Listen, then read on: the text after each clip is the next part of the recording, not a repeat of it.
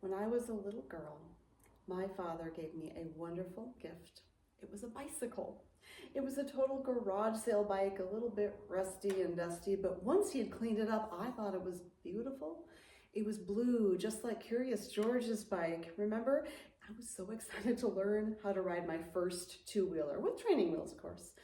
And so the riding lessons began. Every evening after my daddy was home from work, he would watch as I careened around the basement, leaning heavily this way or that as I shifted my weight from one training wheel to the other. Shockingly, they held me up and I didn't crash. I thought I was doing so great and I couldn't wait for my daddy to have a day off so we could go outside for a real ride. Finally, the day came, but my delicate little training wheels were more of a liability than a help on our bumpy, gravelly, washboard country road, so my dad removed them, and I had to learn how to ride all over again on an actual road without the training wheels. It seemed impossible at the time, but guess what? I did it. On a clear, sunny day, riding a bike is one of the most joyful things I know, once I learned the trick of balancing. Learning new ways of doing things doesn't get any easier after childhood, does it? Not quite sure I could relearn that kind of balance now. Like, I'm fine on a two-wheeler, but I think I'd struggle learning to ride a unicycle at this age in life. Yet even as adults, we sometimes feel the ground shifting beneath us and we are forced to find a new balance, maybe physically, but definitely cognitively, which might be even harder. That's what is happening in our Bible lesson today, which comes to us from the 3rd chapter of the 4th gospel, the one called John. The story is set near the beginning of Jesus' ministry, but people are already talking about him. He's already made quite a splash by turning water into wine at a wedding, but the real drama happens when he arrives in Jerusalem for the feast of the Passover. In the temple, he didn't make a splash so much as a crash when he turned over the tables of the money changers, driving out the profit seekers with the crack of his whip. He remained in the limelight for the duration of his stay in the city. He performed signs that got people believing he was someone special. Even the leaders of the religious sect called the Pharisees noticed him. According to John, there was a Pharisee named Nicodemus, a Jewish leader. He came to Jesus at night and said to him, "Rabbi, we know that you are a teacher who has come from God, for no one could do these miraculous signs that you do unless God is with him."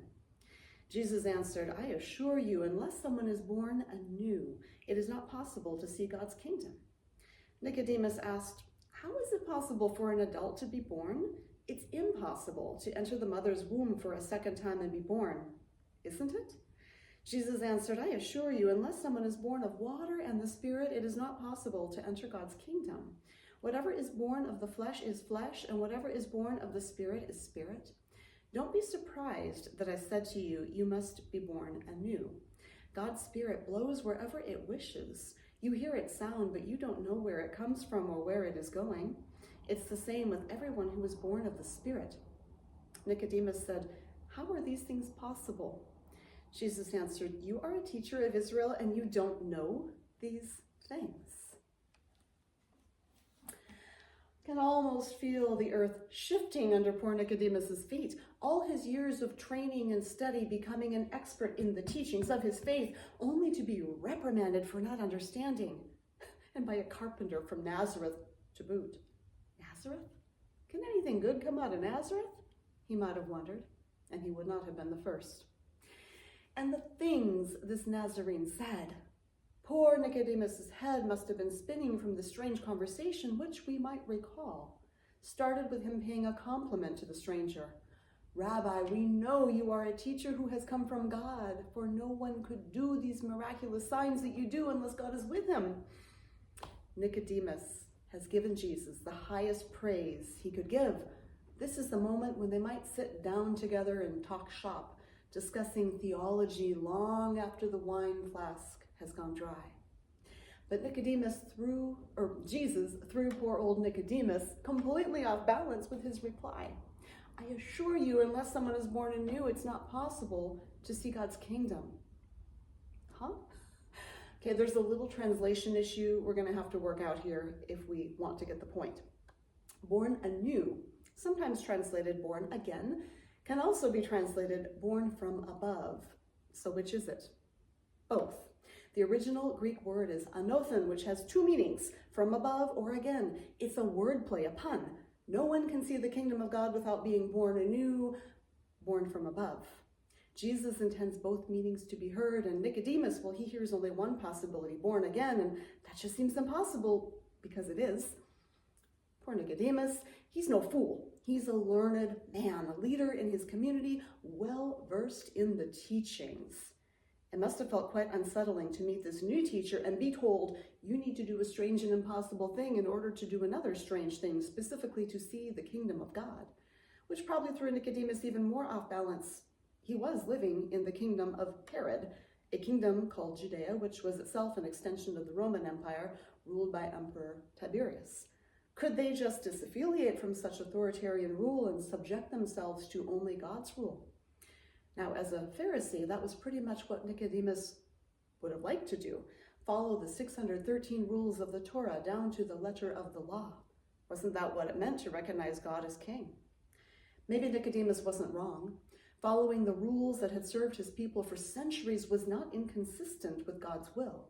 Jesus himself was part of the Jewish faith tradition, and some scholars wonder if Jesus himself might have identified as a Pharisee. The fact he was constantly in dialogue with Pharisees supports such a connection.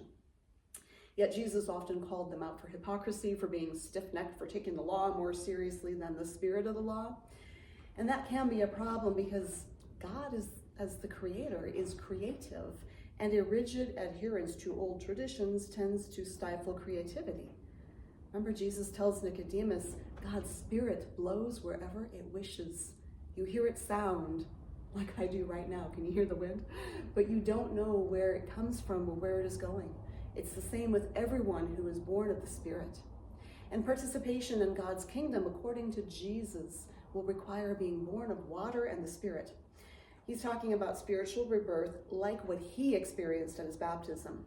That rebirth opened him to the movement of God's Spirit, which blows wherever it wishes. Who knows where it comes from or where it is going? It took Jesus from faraway Nazareth right into the hallowed halls of the temple to shake up a system that had fossilized into an unhealthy rut. The religious leaders cared more about traditions than about the people they were called to love and serve, which is why there were money changers right there in the courtyard of the temple, converting people's Greek denarii into Jewish shekels, the only coin allowed in the temple.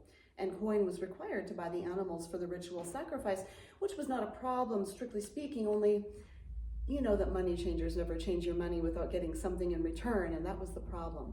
Profiting off the people who could barely afford to buy the sacrificial animals in the first place.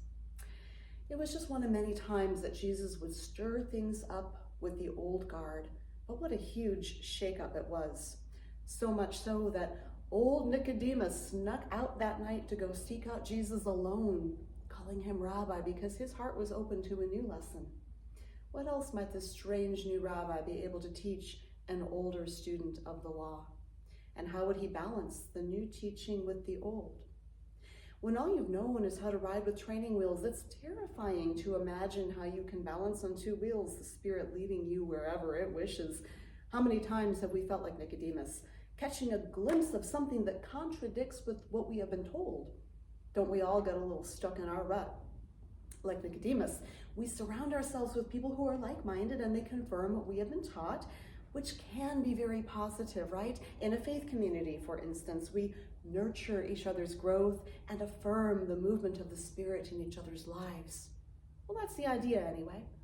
It seems that was not happening in Nicodemus's faith community, which is why he had to sneak out at night to talk to Jesus. New ideas in his circle were suspect, and so he was caught off balance, finding Jesus to be so very compelling, only at odds with the dominant voices of the day. My prayer for us is that we allow each other to grow in our faith, affirming that the Spirit is alive and well in our midst, even if that causes us to ask awkward questions. Maybe finding our balance is all about losing our equilibrium, learning to take off the training wheels and figure out how to be led to new and exciting places, moved by the Spirit of God. This is an exciting time to be the church. Even as conversations get heated and churches are disaffiliating right and left, some would cling to the interpretations they have always been taught, while others wonder about questions they don't dare to articulate. I would like to affirm that this is a place where we ask good questions. Someone asked me recently, what does this church believe about the end of time? I said, well, we believe that's beyond our capacity to understand perfectly. And we accept there are varying interpretations depending on how people have been trained to read the Bible and which texts they favor. But we invite people to wonder about and ask good questions, knowing that we'll probably never be sure about it, which is fine, because that's in God's domain. Our job is to work on how we live this life in accordance with Jesus' teachings. Ultimately, God's Spirit is going to blow wherever it wishes, right? Who am I to carve in stone where I think it is going? You see, fossilized thinking patterns only get us into trouble. When we think we know all there is to know, we stop learning and growing. We stop listening to the voice of God and to each other. Why listen to people on that side of the political aisle if I am convinced that they are wrong and I am right? What could we possibly learn from each other? What could I possibly learn from anyone if I devalue them and their lived experience? Can we see the great harm that will inevitably spring from that kind of thinking if I allow it to take root in my heart? Instead, I try to listen from a place of curiosity, which is hard, but it turns out that I have much to learn from people who have experienced homelessness, addiction, incarceration. Their stories cause me to check my own sense of privilege. I also need the wisdom of people much older than me to learn what they were taught by the generations before them, and I need to balance that old wisdom with the fresh-eyed curiosity of the very young who still have the ability to imagine a better world. I need to hear the truth about what we as a planet are truly up against, as awful as it may be, and I need to hear stories of hope so that I can continue to find joy in living. To cite the wise words of Wendell Berry, be joyful, although you have considered all the facts. That is only possible when we balance what we know with what we have yet to learn, allowing the Spirit of God to move us in the direction that it wishes. It's all about finding the balance, allowing new ideas to be born in our minds as we consider new perspectives. And the good news is you don't have to throw the baby out with the bathwater. Jesus was not asking Nicodemus to denounce the teachings of his faith. On the contrary, Jesus was inviting Nicodemus to lean into the most ancient sacred wisdom of the tradition, opening himself up to feel the sacred breath of God which had spoken creation into existence and which had not ever stopped speaking. That sacred breath of God was speaking through Jesus to Nicodemus, asking him to understand God, faith, and life in a new way. And although we don't hear from him again in this passage, Nicodemus comes back in John's Gospel twice. He will speak up to defend Jesus at his trial. And after the crucifixion, he himself will bring what is necessary for the proper anointing of Jesus' body. Nicodemus is one of the people who actually follows Jesus and allows him to change him. So yes, he will be born again, born from above, right? Accepting the teachings of the one sent from God to bridge the gap between God's grace and human rigidity. Nicodemus represents new life breathed into an older tradition. I saw that play out recently in a documentary that blew my mind. It's called Gather, and it's the story of Indigenous Americans reclaiming sovereignty over their food systems. You see, one of the many legacies of the genocide is that the traditional food supplies were disrupted. You want to kill off a people, take away their food, they'll starve. And many Native people did, as thousands of buffalo were slaughtered on the Great Plains and the rivers of Northern California were dammed up. Without buffalo, without fish, without all the usual sources of food, people could not survive. And the few who did, in some places 10% or fewer, were forced to subsist on government rations, the unhealthiest food you could imagine. The legacy is evident in the epidemic rates of obesity, diabetes, and other illnesses within the Indigenous population. All of this caused me to despair. But this documentary, Gather, balanced that story with a reason for hope. There's a growing movement toward food sovereignty, meaning Native populations are reclaiming their traditional foods and access to those foods. Fishing for salmon on the Klamath River, raising grass-fed buffalo on the Great Plains, growing produce on reservation farms in Arizona, learning to forage the traditional sources of food and medicine. There is a robust movement led by Indigenous peoples to reclaim their traditions and their health as they reject the industrialized food that has been sickening them for generations. Which, of course, is what we all should be doing, because like the Pharisees whom Jesus critiqued, We have strayed from the original intentions of God's plan for the flourishing of all creation, doing what serves us poorly, and how we treat the planet, each other, even our own bodies.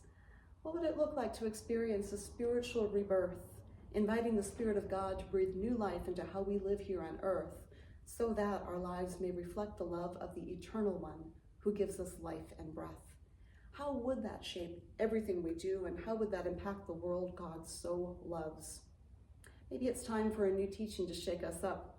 Maybe that voice will come from where we least expect: a Nazarene carpenter, a younger activist, a tribal leader. The Gather documentary started with the prophetic words of the 19th century Lakota war leader, Crazy Horse of the Oglala Band. He said, "The Red Nation shall rise again, and it shall be a blessing for a sick world, a world filled with broken promises, selfishness, and separations, a world longing for light again." I'm sure his words seemed just as far-fetched at the time as Jesus' words about being born again seemed to Nicodemus, but here we are.